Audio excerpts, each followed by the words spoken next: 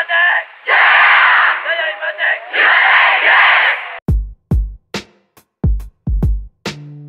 Halo, jumpa lagi di podcast yang paling ditunggu-tunggu, apalagi kalau bukan HiPod, Himatek Podcast.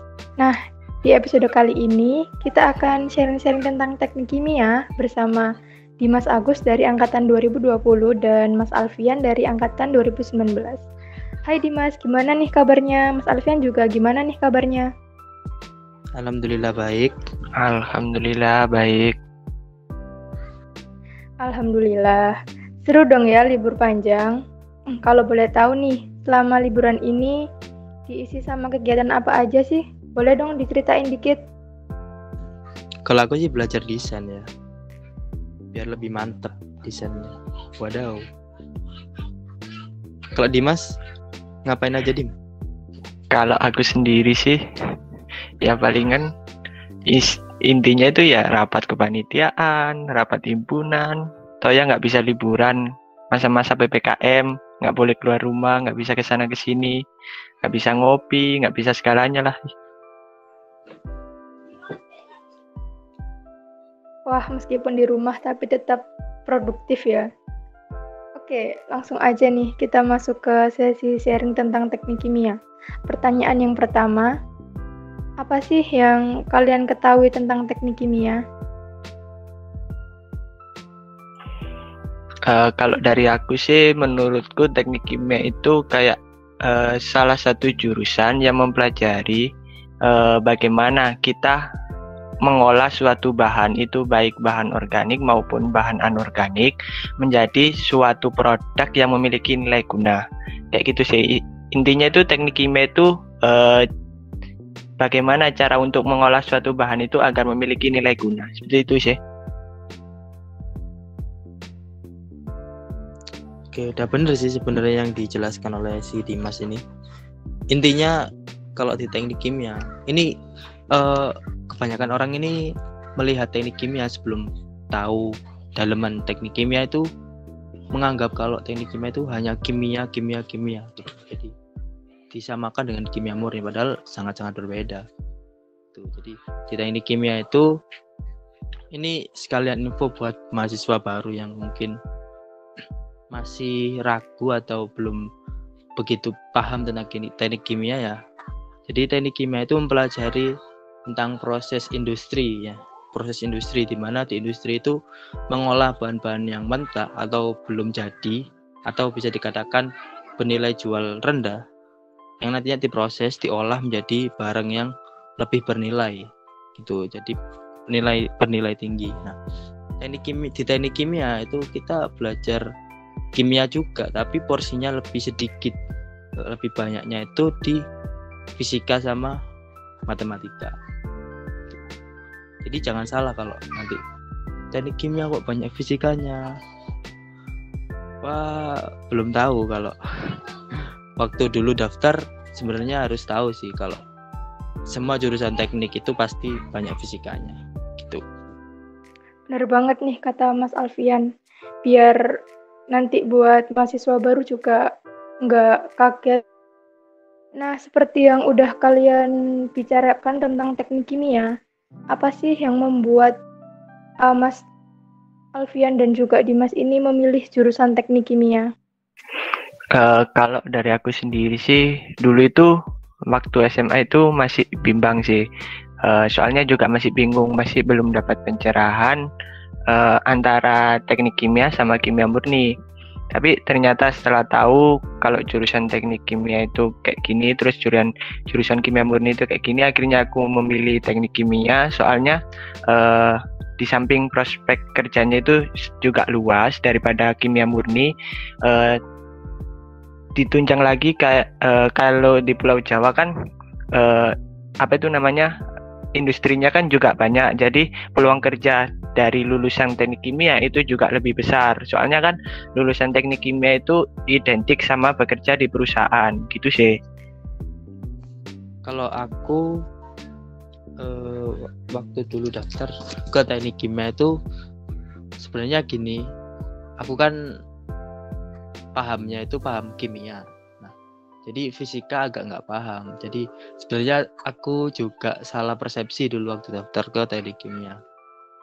Tapi aku tahu sih kalau teknik kimia itu lebih banyak fisikanya. Tapi aku tetap daftar aja karena ya nekat aja sih. Dan saya rasa fisikanya nggak jauh-jauh beda dengan fisika yang berhubungan dengan kimia gitu. Yang tentang fluida, tentang mesin-mesin kayak gitu. Jadi tetap ada relasi lah. Karena aku menghindari yang namanya listrik sih dulu. Tapi tetap nanti semester 1 juga ada sih fisika dasar belajar listrik. Tetap aja nggak ada yang bisa dihindari. Pelajaran yang sulit di SMA tetap ada dong di kuliah. Bener gak? Masuk. Yoi. Nah, kan udah melalui 2 semester nih buat Dimas dan 4 semester buat Mas Alfian. Jauh ini jurusan teknik kimia ini susah nggak sih? Kalau bicara masalah susah atau enggaknya sih itu relatif ya. Itu tergantung dari mindset si pelaku sendiri. Kalau kita mindsetnya dari awal, oh jurusan ini susah ya, apa itu namanya? Ya selamanya seterusnya juga susah. Kalau aku sendiri sih di teknik kimia ini ya biasa-biasa aja sih, nggak terlalu susah juga nggak terlalu gampang. Itu sih. Kalau Mas Alfian gimana Mas? Mirip-mirip sama jawabannya si Dimas. Karena gini, kalau pandangan orang-orang itu kadang gini sih, jurusan ini lebih susah, jurusan ini lebih susah. Sebenarnya semua jurusan punya kadar kesusahan mereka masing-masing. Jadi kalau kita nganggap jurusan ini susah, yang lain juga susah. Jadi nggak ada jurusan yang paling susah, jurusan yang lebih mudah. Jadi kalau menurutku sendiri, ini jurusan yang memang butuh analisis yang kuat memang. Tapi di samping itu kita kan juga bisa belajar. Jadi nggak terlalu susah sih menurutku. Karena kan semua bisa dihitung gitu. Semua bisa kita pelajari. Bener nggak? Karena teman-teman waktu maba mesti minder sih, bener nggak Dim? Waktu dulu semester 1 Anda gimana memandang masa depan di teknik kimia? Apakah terlihat sulit? Kalau di masa-masa semester 1 sih itu kan bisa dibilang juga masa adaptasi ya. Pasti kita apa itu namanya, rasa-rasa pengen menyerah itu pasti ada. Kita itu kayak nggak seindah apa itu yang dibayangin waktu SMA. Oh teknik kimia seru nih, nanti prakteknya gini. Tapi realitanya nggak seseru itu, apalagi diterpa lagi sama pandemi. Kita harus praktikum online dan harus mengerjakan dikejar draft sama laporannya. Itu ya apa ya? Semua itu intinya itu kalau dijalanin dengan senang sih pasti ini juga berlalu begitu aja. Kalau dijalanin sama rasa sedih ya pasti rasanya nggak akan selesai. Gitu sih kalau aku. Bener banget sih, cocok wis, mantep. Jalani aja dengan penuh kesabaran, Re. Karena teknik kimia butuh perjuangan dan butuh kesabaran. Semangat. Setuju banget sama Mas Alfian. Oke, lanjut. Setelah melewati beberapa semester di teknik kimia nih, menurut teman-teman, semester berapa sih yang terberat sampai saat ini?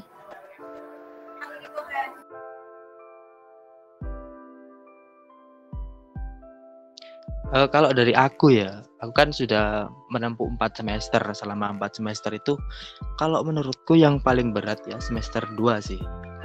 Semester aku loh ya, kalau menurutku ya. Waktu aku dulu offline soalnya.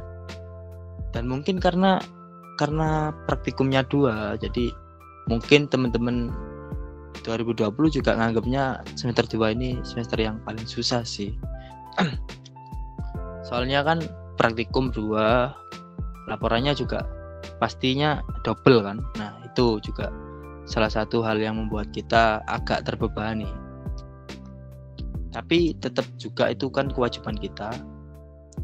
Kita harus bisa memanage waktu. Kan sudah diajari waktu kita ospek dulu. Gimana kita memanage waktu, gimana kita memisahkan atau mengklasifikasikan skala-skala prioritas seperti itu.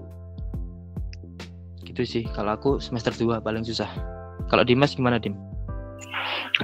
Kalau dari aku sendiri sih, aku kan juga masih 2 semester ya di teknik kimia ini. Kalau dibandingin semester 1 sama semester 2 ya memang jauh lebih berat semester 2 sih. Itu soalnya kan praktikumnya udah 2, tulis tangan semua. Kayak waktu 1 minggu itu kayak nggak cukup lah intinya itu. Kayak kok udah praktikum lagi dan laporan lagi gitu sih. Kalau dari aku sih semester 2 yang paling berat selama sejauh ini sih.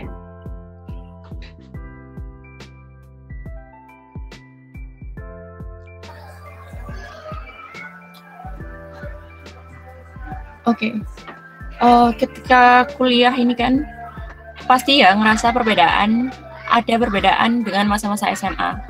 Bisa dijelasin nggak perbedaan yang kalian rasain itu gimana sih? Kalau perbedaan sendiri sih dari itu juga sih. Pertama itu dari dari ilmu yang diterima. Contohnya itu kalau di SMA kan mata pelajaran itu masih bisa dinalar, terus masih bisa nganu. Kalau di kuliah itu mata pelajarannya tentunya bobotnya lebih sulit. Jadi itu kayak diperdalam lagi. Terus yang kedua itu dari pertemanan. Kalau pertemanan di SMA sih kita masih evan-evan aja sih. Jadi itu kayak masih belum menemukan kayak suatu konflik yang membuat kita itu bisa berdiskusi lebih. Tapi kalau di kuliah itu kita menemukan pertemanan yang sebenarnya. Jadi itu kayak kita diuji suatu konflik yang ada mungkin dalam suatu angkatan atau suatu apa, itu kita jadi kayak lebih raket lah. Intinya itu dalam menyelesaikan masalah tersebut. Intinya itu perbedaannya kalau SMA itu masih belum terlalu raket sih, soalnya masih belum konflik yang terjadi itu masih belum serius. Kalau di dunia perkuliahan itu konfliknya itu lebih serius, jadi kita interaksi antar teman itu juga lebih raket, intinya tuh kayak gitu sih. Ya bener sih. Kalau di SMA dulu kan ya memang seperti yang dikatakan si Dimas, kurang raket karena itu tadi kurang konflik dan kurang menyelesaikan case-case gitu. Kalau di kuliah itu ada pepatah gini sih, kurangi kompetisi, perbanyak kolaborasi, bener nggak? Jadi kalau dulu SMA kan kita kompetisi mulu kan ya, tentang ranking dan sebagainya. Kalau di kuliah oke lah kita bersaing secara fine, tapi juga nggak bisa loh kita berdiri sendiri di kampus, nggak bisa bro. Kalau teman-teman di kelas sendiri ngerjakan, ya memang kalau pinter sih bisa, tapi tetap butuh teman. Karena aku aja kadang ya kalau ngerjakan tugas itu sama teman-teman, meskipun tugasnya individu. Kenapa? Karena kita perlu yang namanya diskusi. Karena tiap anak kan punya perspektif masing-masing gitu. Jadi kalau kita diskusikan, kita bisa kolaborasi, kita bisa menemukan ide-ide kreatif yang mungkin tidak terduga gitu. Terus kalau waktu SMA ya memang pelajarannya belum terlalu kompleks, belum terlalu susah sih. Dalam artian gini, sangat-sangat signifikan perbedaannya itu terlihat di ini sih. Kalau kita perhitungan, contoh kalau SMA itu kan matematikanya matematis yang sederhana nggak sih? Kayak koma-komanya itu nggak terlalu ribet kan. Kalau kuliah koma-komanya banyak pertama itu, terus kita harus pandai untuk berasumsi. Nah, kalau sudah semester atas kayak semester 3-4 itu kadang hitungannya itu asumsi. Jadi nggak pas. Bayangin matematika kan harusnya ilmu pasti kan ya, bener gak? Harus kalau 3 ya harus 3, gak boleh 4. Tapi kalau matematisnya di kuliah teknik kimia ini itu gak harus, bahkan kalau pas sama persis dikira nyontek malah, karena nanti kita kan baca grafik dan lain sebagainya, itu tergantung dari cara pandang kita dengan mengira-ngira skala di grafik itu sekitar berapa sih ini gitu. Terus ada perbedaan lagi sih kalau sumber belajar, bener nggak? Kalau dulu Dimas ada les nggak, Dim? Kalau SMA? Kalau aku sih ada sih Mas. Nah itu sih, karena dulu SMA itu kan kita bisa les ya, kuliah nggak ada les loh. Jadi ya itu tadi, diperbanyak kolaborasi kan, kolaborasi dengan teman-teman, karena dosen ya cuma ngasih PPT kadang. Kalau online gini kan dikasih PPT kadang, cuma dijelasin secara umum lah, nggak secara rinci gitu. Kadang ya cuma dikasih literatur, suruh baca buku ini, nanti dikasih tugas. Nah, kalau kita cuma belajar baca buku tanpa diskusi dengan teman malah nggak bisa, karena kadang apa yang dipahami kita itu belum tentu benar gitu. Jadi perlu dievaluasi dengan teman-teman berkelompok gitu. Karena makanya kalau di kuliah itu banyak organisasi, banyak interaksi gitu. Yaitu tadi buat yang pertama ngasah soft skill, terus biar kita juga terbiasa untuk teamwork. Karena kan orientasi anak kuliah kan ke dunia pekerjaan, pastilah itu. Orientasi anak kuliah itu dunia pekerjaan yang di situ nanti kita bakal menemukan banyak masalah yang tentunya harus kita selesaikan bersama. Meskipun tanggung jawabnya masing-masing, tapi kita harus bisa diajak teamwork, bekerja sama. Seperti itu.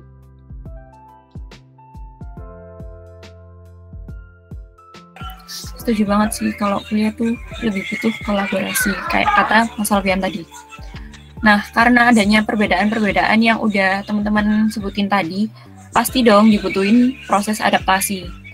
Gimana sih cara kalian bisa menyesuaikan dengan dunia kampus, mulai dari sumber belajar, gaya bersosial, dan sebagainya?